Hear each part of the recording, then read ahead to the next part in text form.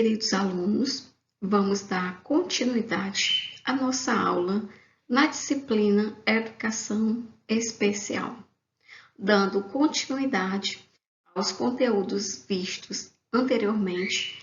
A nossa aula hoje contempla a seguinte temática: a educação especial no contexto da educação inclusiva, fundamentos legais. Ou seja, na aula de hoje, eu vou trabalhar com vocês a legislação, o que rege a educação especial.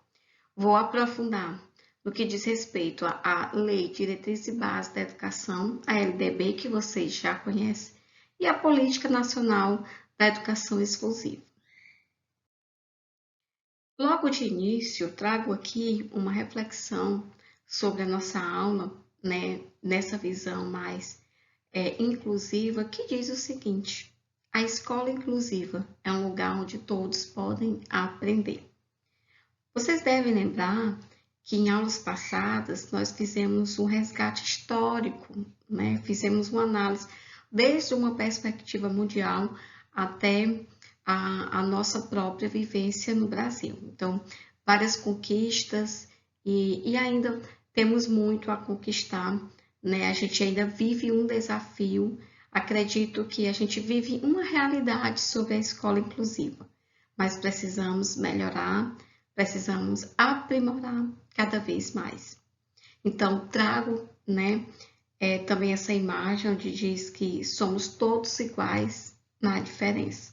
Então, nessa perspectiva, trabalhando mais a legislação, eu vou trazer para vocês na aula de hoje sobre a educação escolar, mas numa perspectiva escolarizada, ou seja, sala de aula, ou seja, relação professor e aluno. Sendo assim, nesse primeiro contexto, levando em consideração a própria literatura, a própria pesquisa sobre essa temática, que é a educação especial, o estudo dos dispositivos legais auxiliará, tem como objetivo ampliar nossa compreensão da forma como a sociedade brasileira explicita sua opção política na construção de um sistema educacional inclusivo. A gente está falando de políticas educacionais. Nós estamos aqui referindo à política pública, a que se refere, a que se defende, a que se prioriza uma escola inclusiva.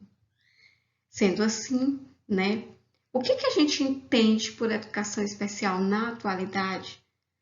Será que a gente é a mesma visão? Será que a gente compreende numa perspectiva diferente do que é educação especial e educação inclusiva? Trago dois questionamentos, na verdade, durante todas as minhas aulas, eu trago alguns questionamentos para vocês, exatamente para que vocês parem e pensem, reflitam, tá? Não necessariamente vocês têm que ter uma resposta agora, mas eu espero, eu desejo que ao final da disciplina a gente pode ter, que possamos ter um nível de consciência maior. Então, é uma educação voltada para alguns alunos ou um modo diferente de fazer educação? Partindo desse pressuposto, vamos dar continuidade à nossa aula.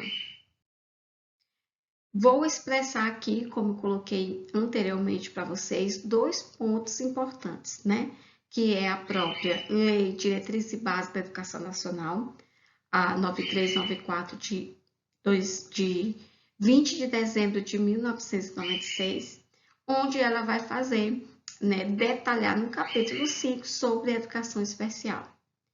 E também mostrar para vocês as diretrizes da Política Nacional da Educação Especial na perspectiva da educação inclusiva.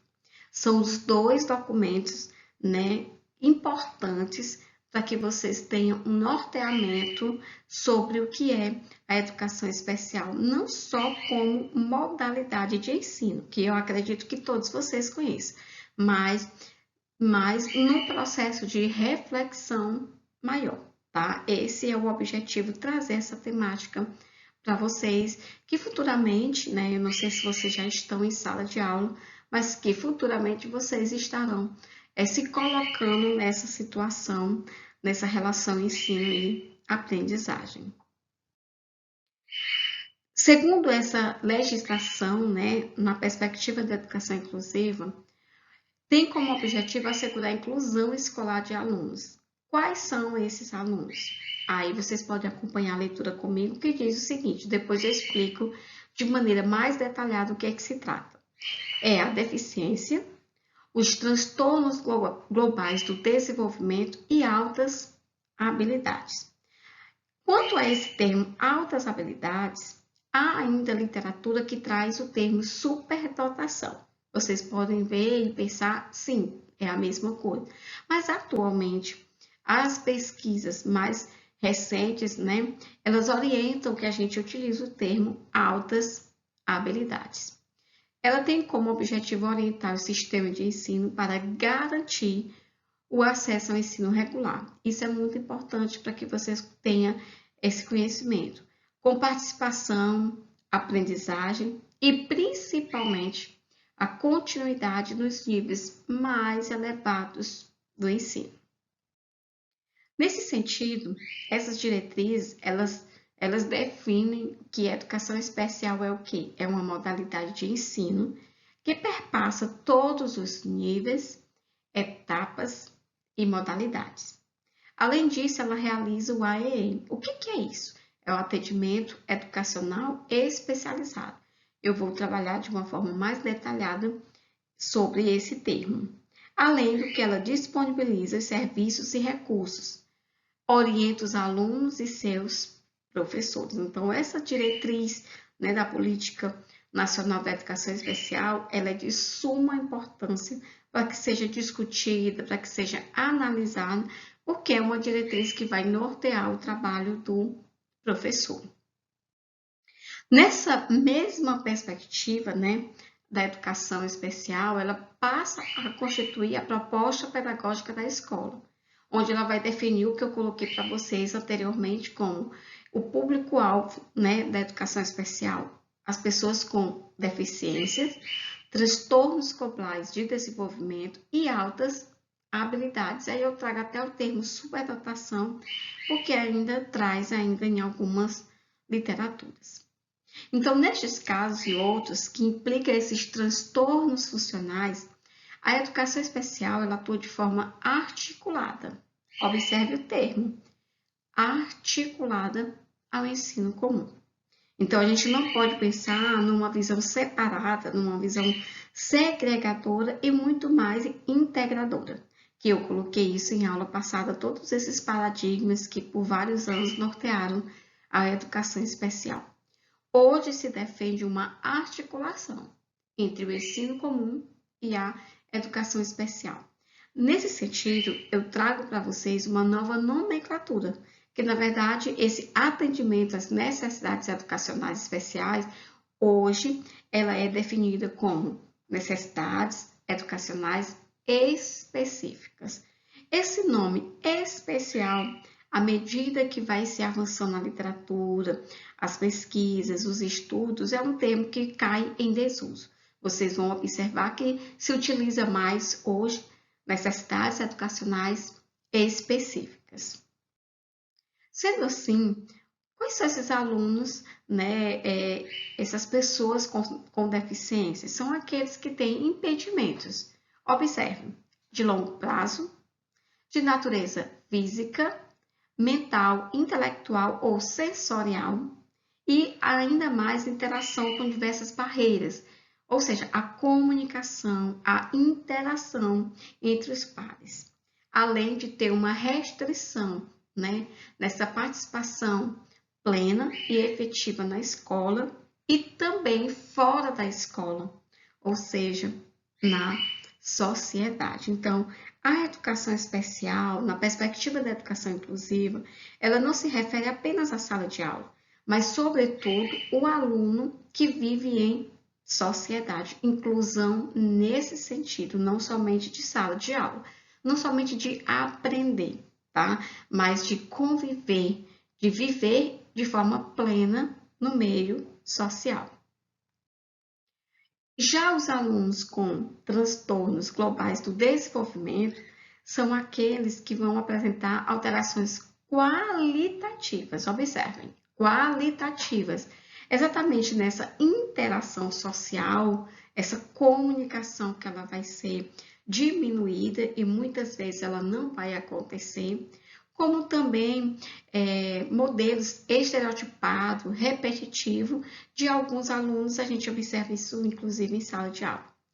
O que inclui nesse grupo? São alunos com autismo, essas síndromes de espectro do autismo e a psicose infantil. Então, é importante que a gente faça essa denominação até para facilitar a comunicação futura em sala de aula.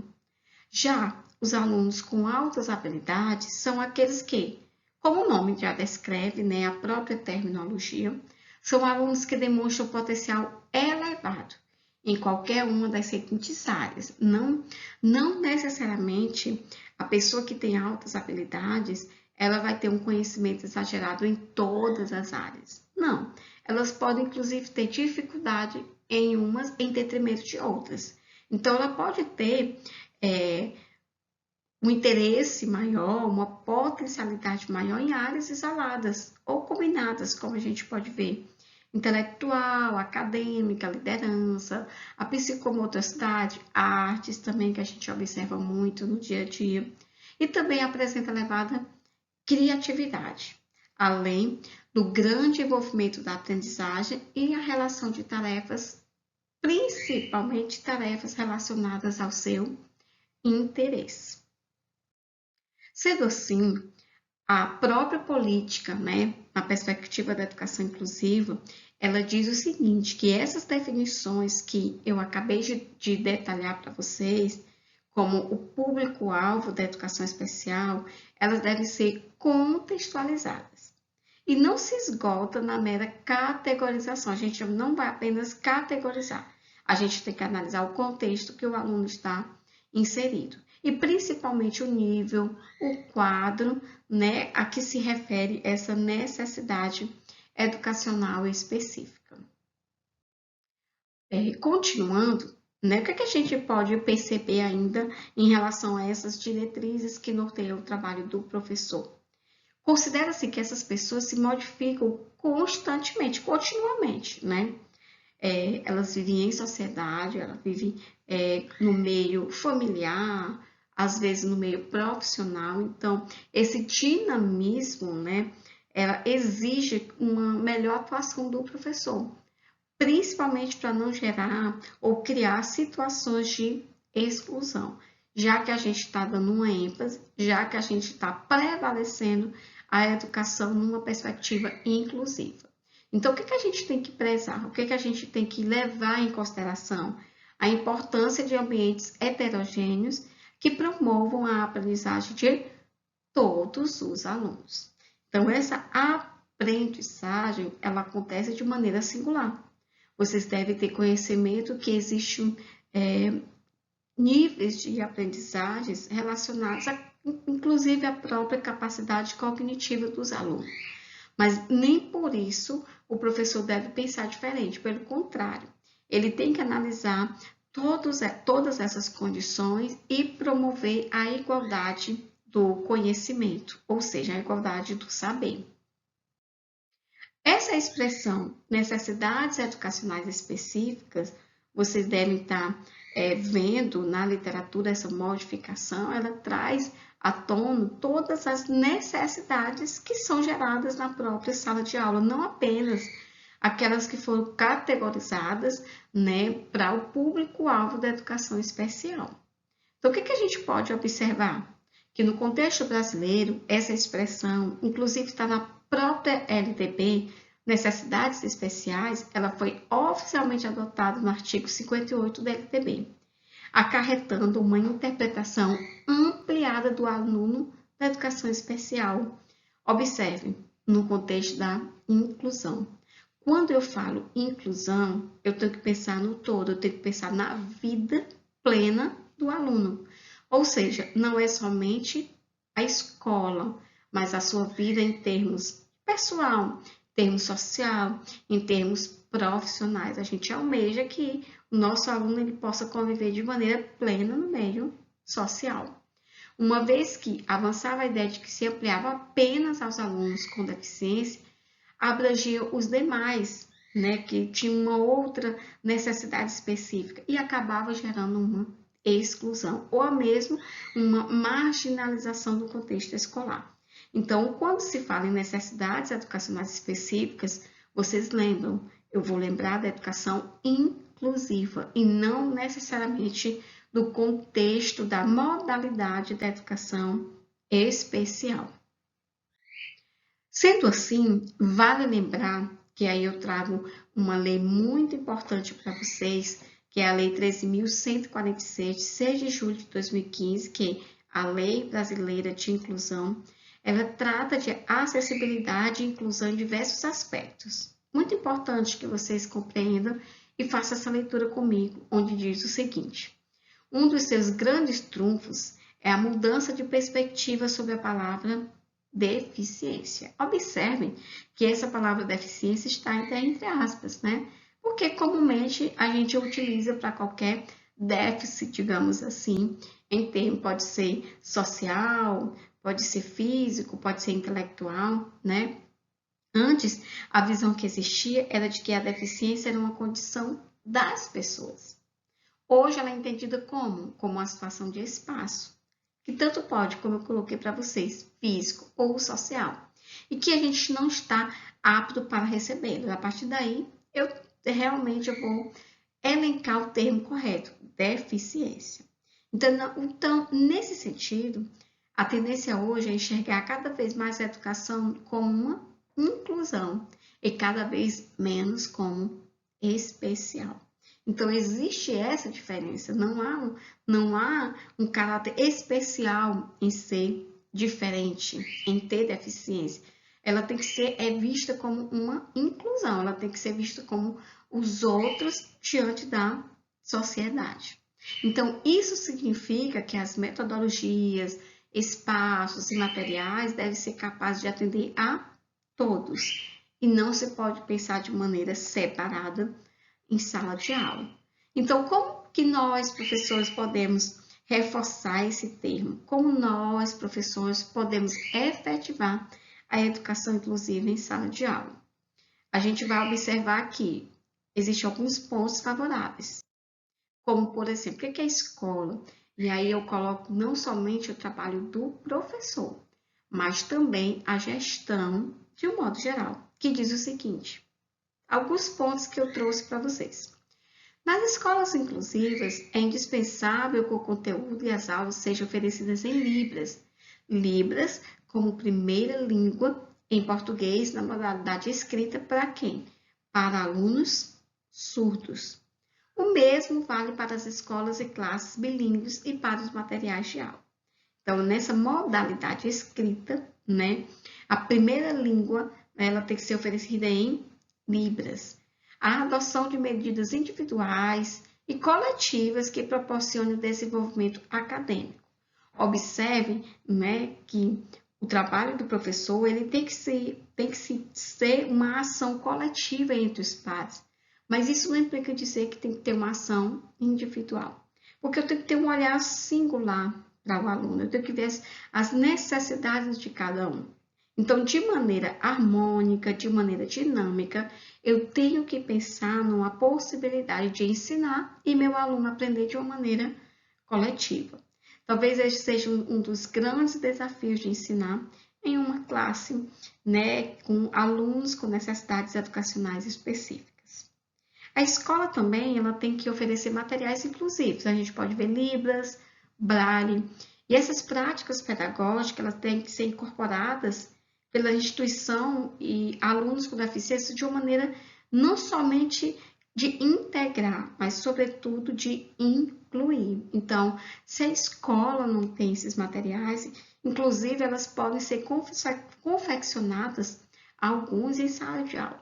Então, vamos pensar em projetos, vamos pensar em trabalhar o próprio aluno como centro, ele sendo protagonista do conhecimento.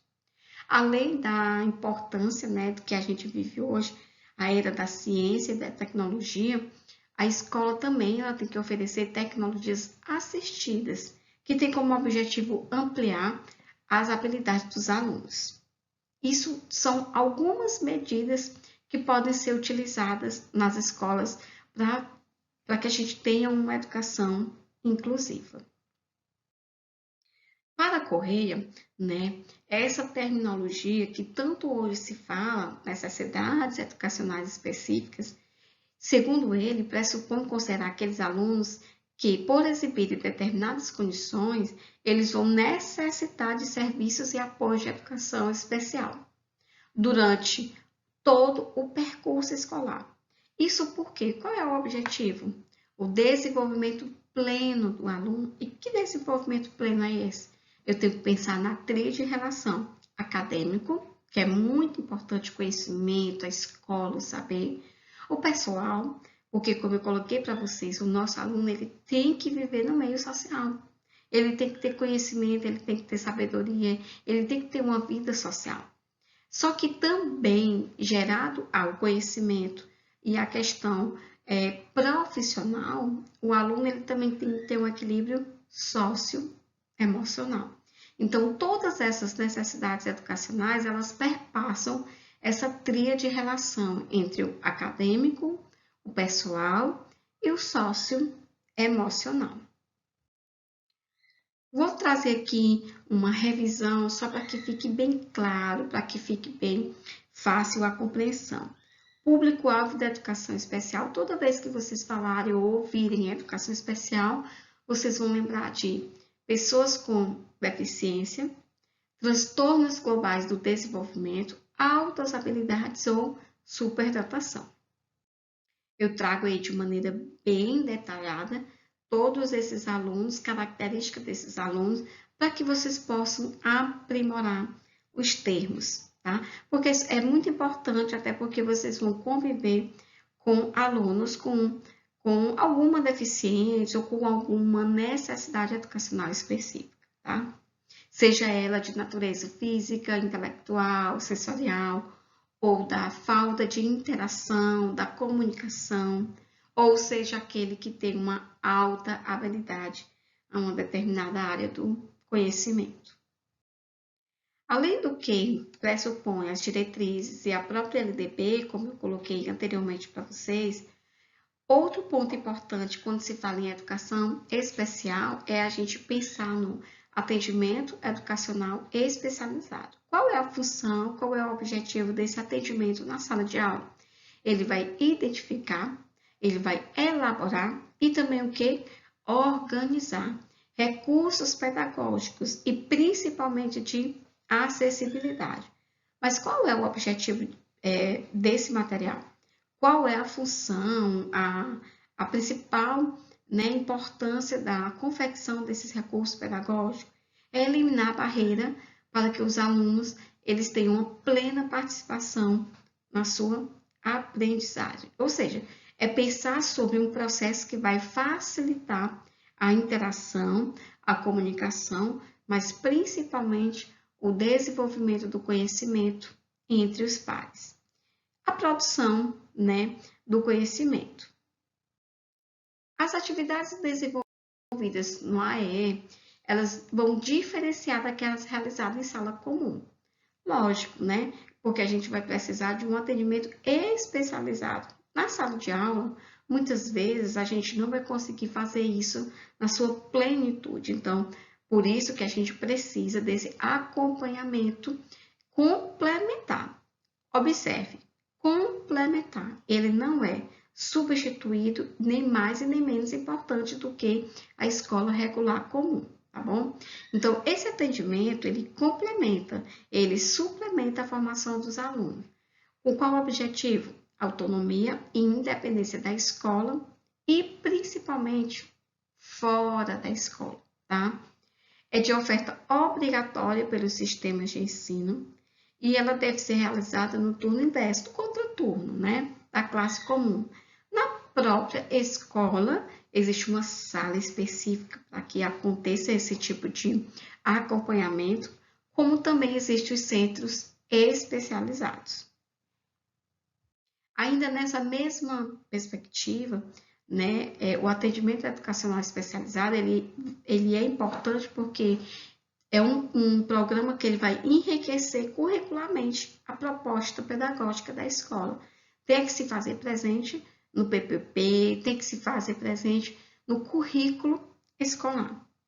Também o ensino de linguagem, códigos específicos de comunicação, sinalização, tecnologias assistidas, a gente pode ver alguns exemplos, né, como o uso, por exemplo, da tecnologia através do computador, dos aplicativos, que hoje facilita essa interação na classe comum. Esse atendimento ele deve ser articulado com a proposta pedagógica do ensino comum. Eu trago até em negrito porque é de suma importância, não é uma separação, é uma articulação à proposta pedagógica do ensino comum. Sendo assim, eu trago para vocês alguns exemplos, como o sistema Braille na máquina de escrever, né? O aluno ele vai ter uma capacidade de produzir a sua própria escrita. Outro exemplo, a comunicação aumentativa, né? Onde a criança, através de uma imagem maior, e aí eu posso utilizar recursos digitais como computador, tablet, o próprio celular, que hoje está mais acessível a todos, para favorecer essa comunicação entre os alunos. Um outro exemplo que eu trago para vocês é essa interação, né, de um aluno com deficiência, com necessidades educacionais específicas, com a classe comum regular. É importante essa interação. É importante também que os alunos da escola regular, ela tenham conhecimento, né, desses projetos, ela tenha conhecimento dessas alternativas de ensino, como, por exemplo, aí a professora faz o acompanhamento em sala de aula e ensina o uso de recursos de um aluno para colega de turma e professores. Para atuar na educação especial, e aí vocês devem pensar, vocês enquanto futuros professores, devem ter uma base, né, na formação inicial e continuada. Tem que ter conhecimentos gerais sobre o exercício da docência e principalmente específico da área. Então, vocês têm que pensar, por exemplo, a licenciatura em matemática, que é o que vocês estão fazendo, que é o que vocês estão estudando, é pensar de que forma que eu vou incluir a matemática na aprendizagem dos alunos. De que forma que eu vou favorecer a eles essa interação, como é que eu vou poder oportunizar a eles o conhecimento de uma maneira ampla, geral. Nós sabemos que a matemática está presente na nossa vida de maneira constante. Então, esta formação ela deve contemplar conhecimento de gestão, de educação, tendo em vista o desenvolvimento de projetos em outras áreas. É importante ter uma equipe multidisciplinar. Nós, professores, a gente não consegue desenvolver de maneira individual a inclusão. Nós precisamos do apoio da gestão, como também de outros profissionais. E aí a gente pode pensar, por exemplo, em projetos que envolvam toda a comunidade educacional nesse sentido. Finalmente, o que a gente pode fechar em torno dessa aula de hoje? Que na atual política de educação, na perspectiva inclusiva, a gente não pode conceber os serviços educacionais especializados e regulares de forma dissociada e desarticulada. Já que a gente está falando em inclusão, a gente tem que trabalhar de uma maneira que associe a todos o pleno desenvolvimento do saber. Trago aí algumas referências utilizadas. Obrigada.